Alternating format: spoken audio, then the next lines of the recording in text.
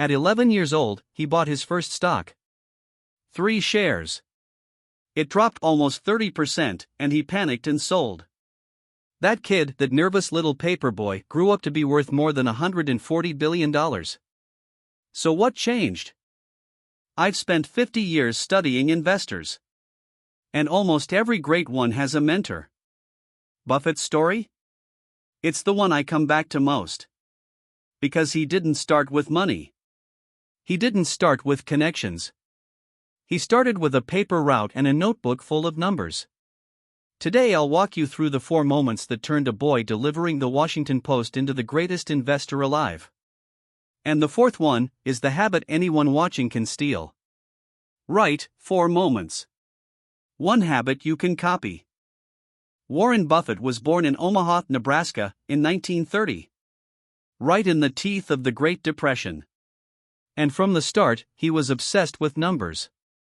As a kid, he'd sit on the porch and clock how fast cars passed. He memorized the populations of cities.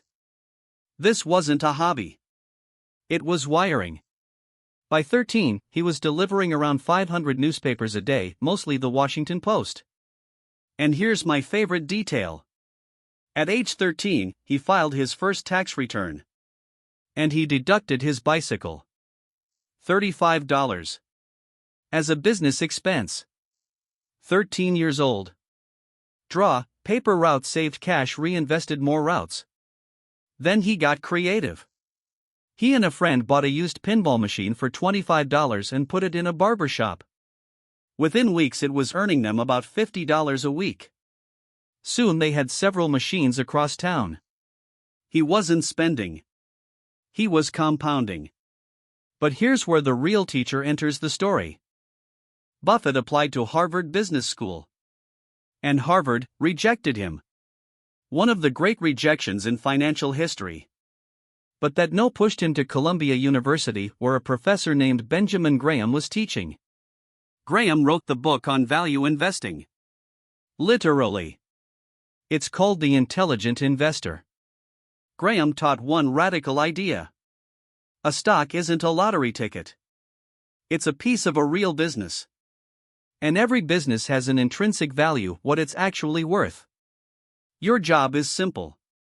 Buy it for less than that. Graham called the gap between price and value the margin of safety.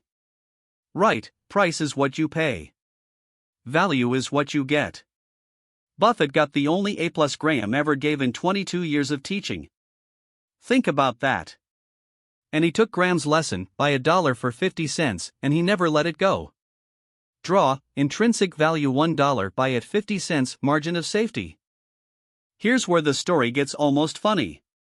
In 1965, Buffett took control of a struggling New England textile company. Its name? Berkshire Hathaway. The textile business was dying. Buffett later called buying it one of the dumbest investments he ever made. But he did something brilliant. He stopped pouring money into the mill. And he started using Berkshire as a shell to buy great businesses. Insurance companies. See's Candies, which he bought in 1972 for $25 million. And that purchase taught him about pricing power, a business people love enough to pay more for. Then came his masterpiece. In 1988, Buffett started buying Coca-Cola. He eventually put in around $1.02 billion. Today that stake is worth over $25 billion. And he never sold a share. Draw, 1988, buy Coke $1.02 billion, hold 35 plus years, worth $25 billion plus. So what's the secret? Here's the uncomfortable truth. It isn't a secret at all. From 1965 to 2023, Berkshire Hathaway compounded at roughly 20% a year. The S&P 500? About 10%. Double the rate. But the real magic wasn't the rate. It was the time. 58 years of it. Buffett has said the money isn't in the buying or the selling. It's in the waiting. He found good businesses, bought them below value, and then he sat still. 4 decades. While everyone around him traded frantically, Buffett let compounding do the heavy lifting. Right, the money is in the waiting. And that's the habit. Not stock tips. Not timing.